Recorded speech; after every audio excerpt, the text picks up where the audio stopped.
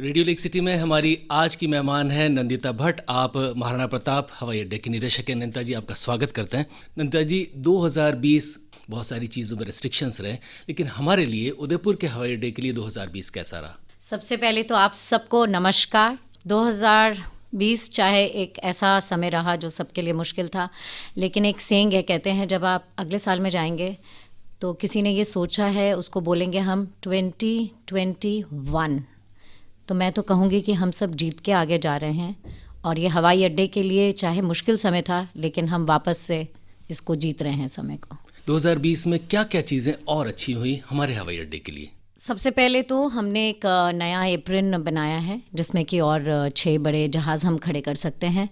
तो अब हम तैयारी में हैं कि अगर कभी हमारे यहाँ इंटरनेशनल एयरपोर्ट बनाया जाता है तो हमारे पास जहाज़ खड़े करने की पूरी जगह होगी।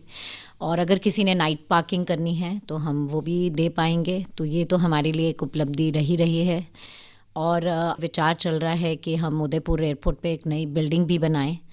तो मुझे पूरी उम्मीद है कि वो प्रोजेक्ट भी हमारा क्लियर होगा और आपके लिए एक नया टर्मिनल बिल्डिंग भी बनेगा। नंदिता जी, वे लिसनर्स जिनको थोड़ा सा आइडिया नहीं है कि एप्रिन दरअसल होता क्या है और नाइट पार्किंग होती क्या है, बताएं कि एप्रिन बनने से होगा क्या और नाइट पार्किंग की वजह से क्या फ़ायदा होगा? एप्रिन वो जगह होती है जहाँ पे जहाज़ आके रुकता है और यात्री वहाँ से चढ़ते और उतरते हैं। और वहाँ पे 6 जहाज़ और खड़े होने का मतलब है हम और फ़्लाइटें यहाँ पे लेके आ सकते हैं, तो हमारा ट्रैफिक भी बढ़ेगा। और नाइट पार्किंग का मतलब ये है कि कभी कोई जहाज़ रात को यहाँ लेट लैंड करता है किसी भी एयरलाइन का, तो वो यहाँ रात को रुक सकता है और अगले दिन सुबह सुबह वही एयरलाइन एक फ़्लाइट लेके जा सकती है। तो उससे एक फ़ायदा ये होता है कि यहीं पे वो जहाज़ है, यहीं से वो शुरू हो और यहीं पे रात को ख़त्म हो। यानी पहले हमारे यहाँ पर नाइट पार्किंग की सुविधा नहीं थी? हमारे पास नाइट पार्किंग की सुविधा थी, लेकिन क्योंकि कम वे थे तो हम ज़्यादा लोगों को या चार्टर्स या बाकी फ़्लाइटों को नहीं खड़ा कर पाते थे। लेकिन अब क्योंकि 5 नए और ऐड हो गए हैं, टोटल हमारे पास 11 बेस हो जाएंगे, तो हम उम्मीद से और भी जहाज़ खड़े कर पाएंगे। रेडियो लेक सिटी में हमसे रूबरू हैं नंदिता भट्ट। आप एयरपोर्ट की डायरेक्टर हैं। नंदिता जी, 2021 में क्या क्या योजनाएं हैं? जैसे मैंने पहले बताया, हम उम्मीद कर रहे हैं कि एक बिल्डिंग का प्रोजेक्ट आएगा।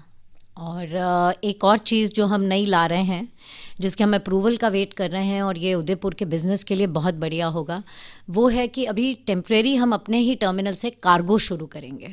तो हमारी वेटिंग हो गई है, हम सिर्फ अप्रूवल की वेट कर रहे हैं। अप्रूवल आते ही यहाँ से लोग अब कार्गो भेज पाया करेंगे। और अगर वो बिज़नेस बढ़िया रहा, मैं तो यहाँ पे उम्मीद करूँगी उदयपुर वाले ज़्यादा बिज़नेस दें, तो हम एक कार्गो की भी नई बिल्डिंग खड़ी कर पाएंगे। वरना अभी टेम्प्रेरी हम इसी बिल्डिंग से चलाएंगे। तो ये एक बहुत बड़ी हमारे लिए उपलब्धि होगी कि अब जो कार्गो भेजने वाले हैं वो यहीं से भेज पाएंगे। ये कार्गो की सुविधा यहाँ आने से यहाँ के व्यापारियों को दरअसल फ़ायदा क्या होगा? फ़ायदा ये है कि अभी तक जो बिज़नेस कर रहे हैं वो लोग यहाँ से सामान दूसरे शहरों पे भेजते हैं कार्गो भेजने के लिए। तो आपका और कॉस्टिंग बढ़ जाता है क्योंकि आप पहले यहाँ से उसको ट्रक में लोड कराएंगे, ट्रक दूसरे शहर में जाएगा। लेकिन अब ये है कि आपका सामान सीधा यहीं से जाएगा। और दूसरा, जब आपका सामान यहाँ आएगा तो वो आपको समय से पहले यहाँ आ जाएगा सीधा, नहीं तो फिर आप वही करेंगे कि किसी और शहर में उतरा है, ट्रक से लेके आ रहे हैं, उसकी अपनी कॉस्टिंग है। पर अब ये आपके अपने ही एयरपोर्ट पे उतर जाएगा, तो आपके लिए वो आसान रहेगा, समय बचेगा और बिज़नेस में भी बढ़ोतरी होगी। आप सुन रहे हैं रेडियो लेक सिटी और हमारी ख़ास मेहमान है आज नंदिता भट्ट, महाराणा प्रताप हवाई अड्डा की निदेशक।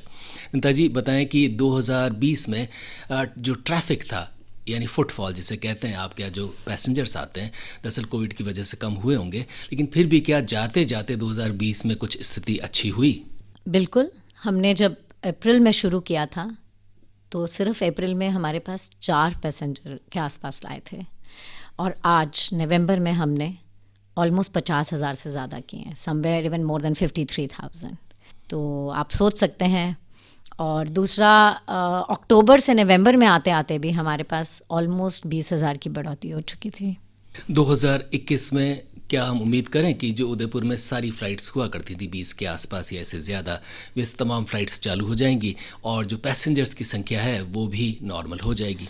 जैसे जैसे रेगुलेशंस में चेंज आता जाएगा, क्योंकि डीजीसीए ने अभी कुछ जगहों पे 80% रखा हुआ था स्काइज़, और जैसे ही वो 100% पे आएगा या और खुलेंगे, हमारी बढ़ोतियाँ होंगी, तो बिल्कुल हमें पूरी उम्मीद है कि उदयपुर में कहीं कोई ऐसी कमी नहीं रहेगी कि हम वापस सारी फ़्लाइट्स ना उड़ान भर सकें। आम आदमी अभी भी फ़्लाइट में जाने से हिचकिचा रहे हैं, बहुत सारे लोग घबराते हैं और इसलिए भी घबराते हैं कि जाने के बाद शायद पीपीई किट पहनाएंगे और उसके बाद कोई फेस शील्ड लगाएंगे, हो सकता है उनको कोविड की रिपोर्ट भी ले जानी पड़ी हो।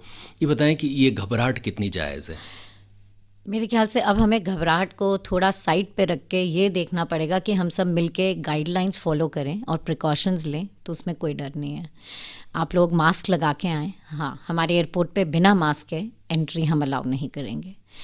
और जब आप अंदर आएंगे वहाँ, तो हम आपका बिल्कुल एक थर्मल स्क्रीनिंग करेंगे, जो कि है आपका टेम्परेचर लेंगे। अगर किसी को ज़्यादा आता है तो हाँ, हमें विशेषकर उन्हें रोकना पड़ेगा कि शायद सिम्टम हो, वरना नहीं। और बाकी आपके सिक्योरिटी और बाकी मेजर्स ऑलमोस्ट सारे कॉन्टैक्टलेस हैं, तो आप ना तो किसी को छू रहे हैं और ना ही आपको कोई छू रहा है। हमने इस लेवल तक का प्रोविज़न किया है।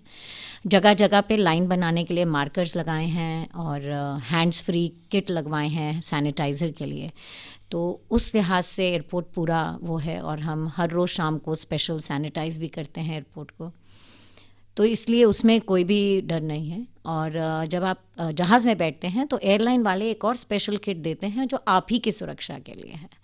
तो पीपी किट सिर्फ पहन के बैठना, मास्क पहन के और वो शील्ड लगा के बैठना, सब आपकी सुरक्षा के लिए है। तो उसमें घबराने की बात नहीं है। वो तो जो थोड़ा सा जर्नी का समय है उसमें आपने पहना हुआ है, तो वो आपकी सुरक्षा, आपके साथ जो ट्रैवल कर रहे हैं उनकी सुरक्षा, और आपके आगे घर पहुंच के घर वालों की सुरक्षा का पूरा पूरा ध्यान रखा गया है। तो मैं बिल्कुल कहूँगी किसी को घबराने की ज़रूरत नहीं है, आप बिल्कुल सेफली ट्रैवल करें। आपने बताया कि अब कहीं भी जो सुरक्षा और सारी चीज़ें वो कॉन्टैक्टलेस हो गई है, तो बताएं कि फ्रिस्किंग जो होती है उसमें तो आदमी को, व्यक्ति को छूना भी पड़ता है, जांचना भी पड़ता है क्या चीज़, कोई ऐसी चीज़ जेब में या मोज़ों में या कहीं दूसरी जगह तो नहीं है। तो फ्रिस्किंग कॉन्टैक्टलेस कैसे हो पाएगी? हम पहले लोगों को सबको बताते हैं कि बाहर एक ट्रे पड़ी है, सारा सामान उसमें निकाल के आप रख दें। तो जब आप जाएं तो आपकी बेल्ट, कॉइन्स वगैरह सब आप इसलिए उसमें रख दें ताकि जो जांच कर रहा है उसको आपको छूना ना पड़े। बाकी हमारे पास ऐसी मशीन्स हैं जो हाथ से उन्होंने, उसमें भी हमने उनको लॉन्ग डिस्टेंस किया है कि वो 2 फीट की ऑलमोस्ट दूरी पे लगा के आपको जांचें। जब तक आपके पास कोई ऐसा उनको सिग्नल नहीं आएगा कि कुछ आपके पास विशेषकर ऐसा है जो उनके मशीन में सिग्नल दे रहा है, तब तक आपको कोई छुएगा नहीं। तो उस लिहाज से आप बिल्कुल सेफ़ हैं। तो यात्रियों से मैं यही रिक्वेस्ट करूँगी कि प्लीज़ अपने बैग में और अपनी जेबों में वो ऐसा कोई सामान नहीं ले जाएं जो सिक्योरिटी हैज़ार्ड है और मना है। और ये सब सामान की लिस्ट आपके, जब आप बुकिंग करते हैं तो टिकट के साथ लिखित में आती है। तो ये तो एक निवेदन है हमारा सबसे, पैसेंजर से, कि प्लीज़ सपोर्ट और ऐसा कोई सामान नहीं लाएं ताकि आप भी एकदम सेफ़ और कॉन्टैक्टलेस ट्रैवल करें। ये रेडियो लेक सिटी और हमसे रूबरू हैं नंदिता भट्ट, आप हमारे एयरपोर्ट की डायरेक्टर हैं। नंदिता जी, आम लोगों की शिकायतें होती हैं कि उदयपुर में एक नई बिल्डिंग बनेगी हवाई अड्डे की, वो तो ठीक है, हालांकि इस वक्त पैसेंजर्स कम है वो अलग स्थिति है, लेकिन बहुत सारे लोग ये शिकायत करते हैं कि वहाँ बैठने की जगह नहीं मिलती। थोड़ा सा इस बारे में बताएं कि क्या कदम उठाए गए हैं और इस बरस यानी 2021 में क्या लोगों के पास बैठने की एयरपोर्ट में जगह मिल जाएगी? अभी जितनी भी हमारे पास जगह है और जो थोड़े अभी नॉर्म्स चल रहे हैं 2 फीट की दूरी पे, उस पे हो सकता है कि आपको लगे कि थोड़ी कमी है, लेकिन एक्चुअली स्पीकिंग जब एक फ़्लाइट जाती है तो है नहीं, क्योंकि हमने एक्स्ट्रा चेयर्स लगा दी हैं और जिन पे क्रॉस लगा है उन पे ये रिक्वेस्ट है कि कोई ना बैठे ताकि आपकी सेफ्टी रहे और हम सबको अलग अलग बिठाएं।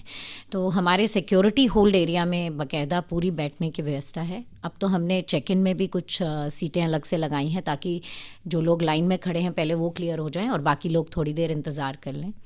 बाहर अगर किसी ने इंतज़ार करना है तो जो हमारी कैनपी बनी हुई है उसमें भी कुछ हमने लगाए हुए हैं चेयर्स जो बने हुए हैं मार्बल के। तो कमी तो बैठने की नहीं है। हाँ, जब ट्रैफिक बढ़ता है तो कई बार ऐसा लगता है कि कुर्सियों में शायद कमी हो गई है, बट मेरे ख्याल से जब बिल्डिंग बढ़ेगी तो और स्पेस हमारे पास आएगी तो फिर ये भी जो थोड़ी बहुत शिकायत गुंजाइश बची है वो भी नहीं रहेगी। ये बिल्डिंग बढ़ने की कब उम्मीद करें? अभी क्योंकि समय थोड़ा ऐसा रहा कि हमें वापस रिवाइव करना है, तो हम उम्मीद कर रहे हैं कि अगले साल हम उसका प्रॉपर एक प्लानिंग करके और सोच विचार से कि अब कोविड का भी असर जा रहा है और ट्रैफिक वापस नॉर्मल बढ़ रहा है, तो उसको देखते हुए अगले साल हम उसकी प्लानिंग करके कोशिश यही रहेगी कि अगले मिड ईयर तक हम शुरुआत करने की पूरी कोशिश करें। यानी ये माने कि 2021 के बीच में ये शुरुआत हो सकती है? बिल्कुल, हम बिल्कुल इसी उम्मीद में हैं और हमारे हेडक्वार्टर से भी हम लगे हुए हैं पूरी वार्तालाप में कि हमारा अप्रूवल पहले आए और हम उदयपुर को और आगे बढ़ाएं। नंदा जी, एयरपोर्ट पर जो लोग आते हैं, बहुत सारे लोग खुश होते हैं लेकिन बहुत सारे लोग नाखुश भी होते होंगे। आपके पास ही बहुत सारी शिकायतें आती होंगी। बताएं कि उदयपुर एयरपोर्ट में जो शिकायतें आती हैं उनमें सबसे ज़्यादा कौन सी शिकायतें होती हैं? वैसे मैं कहूँगी मैं थोड़ी किस्मतवर रही हूँ इस लिहाज से कि हमारी कंप्लेंट रजिस्टर में और इस बार सजेशन बॉक्स में एक्चुअली कोई ऐसी कंप्लेंट नहीं आई है और पैसेंजर्स ने पूरा सपोर्ट किया है उन सिस्टम्स और गाइडलाइंस को रन करने के लिए।